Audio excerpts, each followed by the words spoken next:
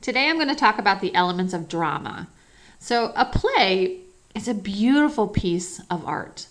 A play is, in one respect, a written piece of literature. Yet, that written piece of literature is meant to be seen and heard. I'm going to encourage everyone, if you haven't already, just see a play. Go out and see a play. It doesn't matter what kind of play. It can be a children's theater play, or it can be, a Broadway play. But to experience a play, you really get a feeling of art in a new way. Because of the story of a play, you're trying to piece together all the parts. You're piecing together the character and the staging and the irony, and all of that is being seen through your eyes and your ears, and you're experiencing it on a different level than just reading. So for the purposes of this semester, we need to read the plays, but we have to somehow try to think about how that story would be seen, okay? So as we go through the elements of drama, you don't want to think about an element as an isolated piece. Particularly for drama, all these pieces work together. So the characters work with the staging, and the staging works to help promote the plot. Okay, they all build on each other. All of these elements are connected to help us get, what is that story about? What are we supposed to learn? If the story is about poverty, what are we supposed to learn about poverty? If the story is about the American dream, what are we supposed to learn about the American dream? How does the character's action help promote this idea about the American dream, right? What are we saying about the American dream? What are we saying about tragic heroes? You're going to read a lot of plays this semester that have tragic heroes. Well, what do we learn about the tragic hero? Just identifying the tragic hero is not enough, okay? Because the story is not just about a tragic hero. It's about what's going on around the character. What visually is happening around us, okay? So as we go through the elements of drama, you want to think about their connections, how they work together, and how they work together in a visual way. So theorists categorize plays as tragedy or comedy. Now, what constitutes a tragedy? Well, various theorists present different ideas about the definition of a tragedy. I think you and I can kind of agree that a tragedy is something sad. The story does not end in a happy way. The characters have a major downfall. Okay? Now, Aristotle says that the catastrophe results from a flaw in the character of the hero. So the protagonist is leading the downfall. Another theorist says the hero's tragic flaw results from fate or coincidence. So it's kind of beyond the character's control, that sort of the world and the forces around the character are causing sort of bad things to happen. Finally, the third point, another theorist says that tragedy results from an error in judgment committed by the hero. So the weakness of the tragic hero. These are three different points about tragedy. But in general, the consensus is that a tragedy is the result of when the result of the protagonist, his or her downfall. When the protagonist falls, everything and everyone around that character falls as well. And the story does not end in happiness. There's usually some type of death or mutilation or just complete utter devastation. Okay? So what is the definition of a tragic hero? Again, Aristotle claims that tragic heroes are grand and noble characters, and their tragedy crushes not only the tragic hero, but the other related heroes as well. Again, when there is a tragedy, the protagonist, the tragic hero, has a huge downfall, and the house around him or her falls as well. Now, there's this word called recognition. That's another way to say discovery. It's a key element in a tragedy. We like to say that a tragic hero, there's usually a moment of recognition. That tragic hero realizes what has happened to him, and he or she can't escape. And that is the major downfall, that the world has just crashed down on the tragic hero. And the world is suffocating him or her, and it's pretty much over. So that's not exactly happy. I think the major difference between comedy and tragedy is the audience response. So in a tragedy, the audience wants to cry for the characters, but in a comedy, the audience wants to laugh with the characters or even laugh at the characters. It's important to note that tragedy and comedy share certain elements, right? The characters have discovery scenes, there are reversals in fortune, errors in judgment, and we see human weakness and failure. But in a tragedy, when we see a human weakness and sort of an ultimate failure, we feel so sad for that character. And he or she has fallen into a deep abyss and he or she cannot get out. In a comedy, we're laughing because his or her descent down is comical, and he or she will get back up in a funny way and life will go on. Okay? It's important to note that comic characters are frequently predictable in their behavior. You and I, as the audience, we kind of see that character's personality and we can kind of guess what he or she is going to do. But the plot is not predictable. The plot, we don't see sort of a reversal of fortune coming. We don't see that human weakness twisting something, okay? Comedy thrives on the unexpected. Now, happy endings in comedy are not always happy for everyone. That's important because, some characters might be, true antagonists / evil characters. And so obviously the play is not going to end well for him or her. Now, satire is a type of comedy, and satire exposes human folly, criticizes human conduct, and aims to correct it. So when you think about Stephen Colbert, when he had his late show last year, not his current show, but his old show, you could think of that as satire, right? He's making fun of the government. He's making fun of humanity. So satire, its job is to make fun of what's going on with humans and what we're doing wrong, exposing it in a funny way, and helping us realize our error so that maybe we can correct it. Okay? Now, comedy, it's funny, but there's still a lesson to be learned. Okay? The character's journey may involve a lot of tripping and falling and, going from poverty to wealth back to poverty. But all that whole journey, it still means something. So you don't want to get trapped in the laughter. You want to think, what is the laughter teaching me? Remember, a plot is a very basic beginning, middle, and end. And within the beginning, middle, and end, we have other things going on. At the beginning, we have this exposition, this background information, the setting and the routine. We get sort of the general presentation of the characters. And if you'll notice that we have a step ladder here, okay? It's a great way to think about a plot, that the plot rises up and then falls. So if we do the Cinderella, the first step ladder, the exposition, the background part, is when Cinderella lives the life of a slave until an invitation comes for the ball. So you see Cinderella in that background of the stepsisters and the mean stepmom and sort of her friendliness with the animals. And then the rising action, we start to see a shift. Cinderella tries but does not succeed in going to the ball until the fairy godmother comes and helps. So you see her desperately trying to get her chores done. And the animals get her dress ready, and then everything comes crash. She can't go because the stepsisters wreck the dress, and the stepmother says that she can't go.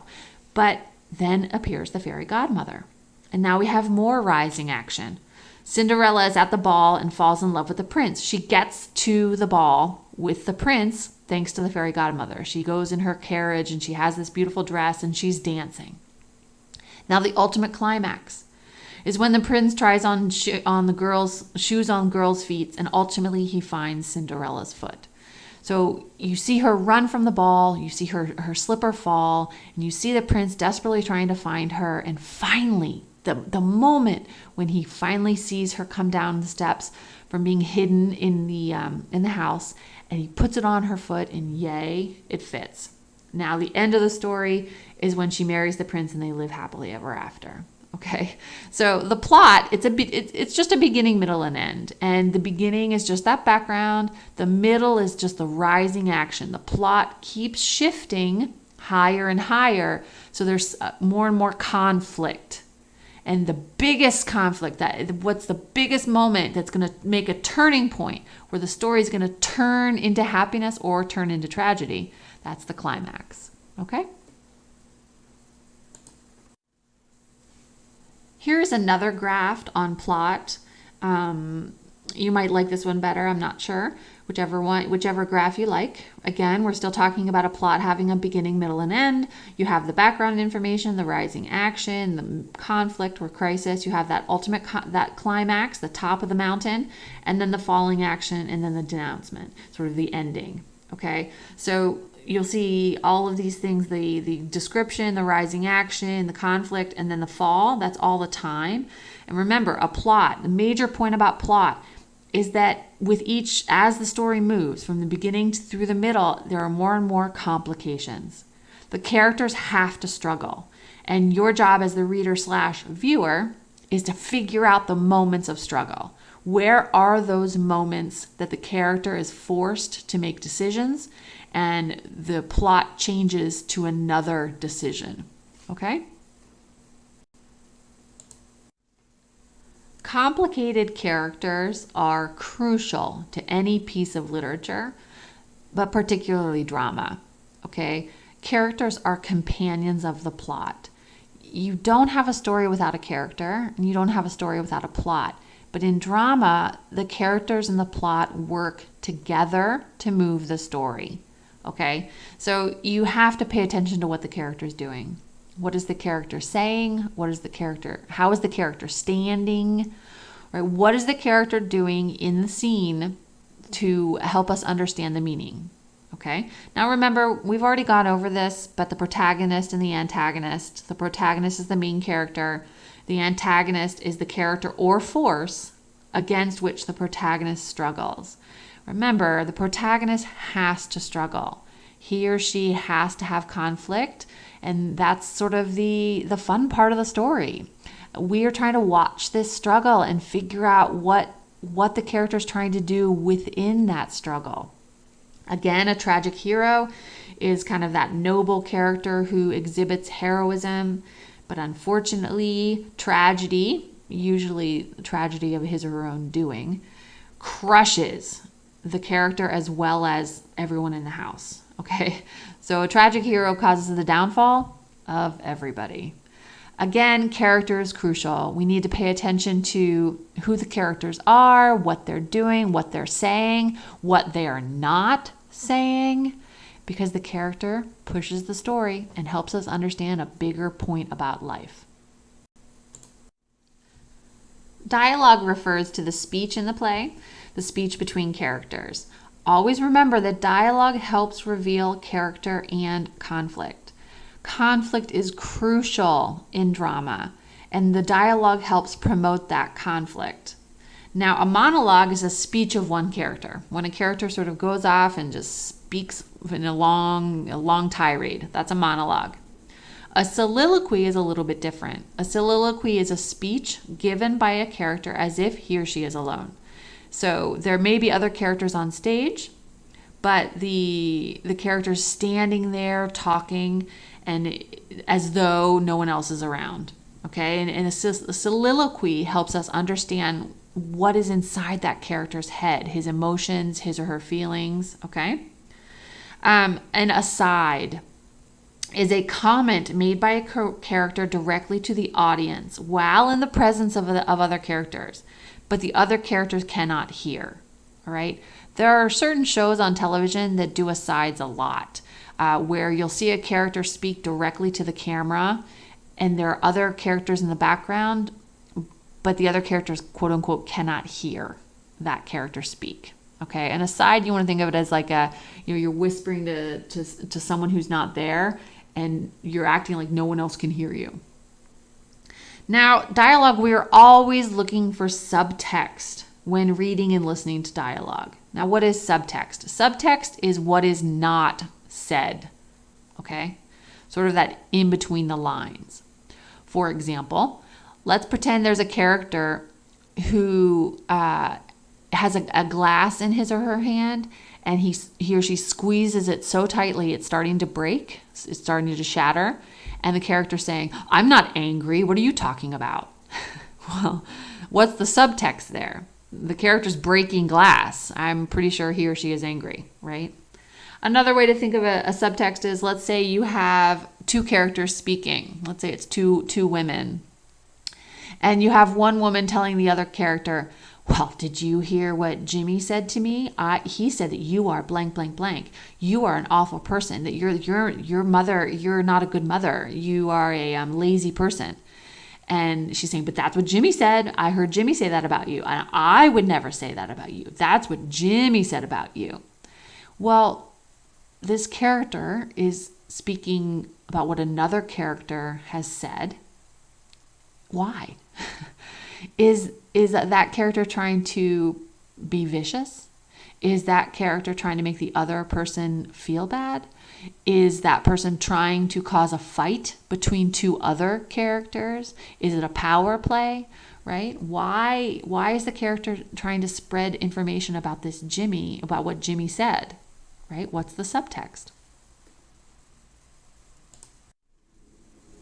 Staging represents all the visual details of the play. Now, this includes where the actors stand and their movements and all of their non-verbal cues. So if they're gripping their hair and pulling their hair out, what does that mean? If they're hiding behind a couch, what does that mean? Right? So also, staging includes the set, the costumes, the props, the lighting, and the sound effects. Okay? I had a teacher in college who once told me that when you introduce a gun on the stage, it better go off. So what does that mean? That means when a character is holding a prop, that prop better mean something and do something. Okay? A character doesn't hold a coffee mug for no reason. That coffee mug is either going to fall and break, the coffee's going to spill and burn, right? Something's got to happen to that coffee mug. Props are not just pretty things sitting around. They are meant to expose something about the character. Irony. Remember, irony is this contrast, this discrepancy between what is said and what is meant, or between what happens and what was expected to happen. So one type of irony is verbal irony. That comes from saying the opposite of what is meant. For example, if you have a character sitting on the couch and a cat comes and rubs up against that person's leg, and that person kind of cowers and kind of wants to get away from the cat, but he or she is saying, "I love cats."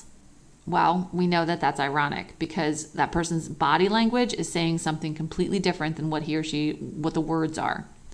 Situational irony is a discrepancy between what characters think is the case and what actually is the case.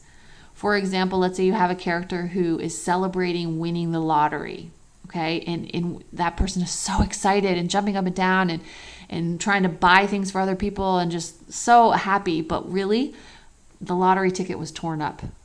So it's just completely ironic, that celebration and the generosity, but really that person didn't win the lottery. Dramatic irony is very important, particularly in drama. Dramatic irony involves a discrepancy between what the characters know and what the reader or audience knows. So you want to think about it like you as the audience member, you know what's really going on. So if we go back to the lottery example, you saw another character rip up the lottery ticket in the scene prior. And so when the other character comes in and starts celebrating and offering to buy a new car for his best friend and jumping up and down and throwing confetti, you're laughing because you know that is about to turn ugly because that character did not actually win the lottery. The lottery ticket is torn up. So when you see the lottery ticket torn up, but the other character didn't see it yet, that's dramatic irony. Okay, and dramatic irony is really important in drama when the audience knows a little bit more than the character on stage. And here we are at theme again. Remember, theme designates the main idea or the point of the play. Now, let's not get too confused with theme and topic, Remember, a play could be about revenge or love or the American dream.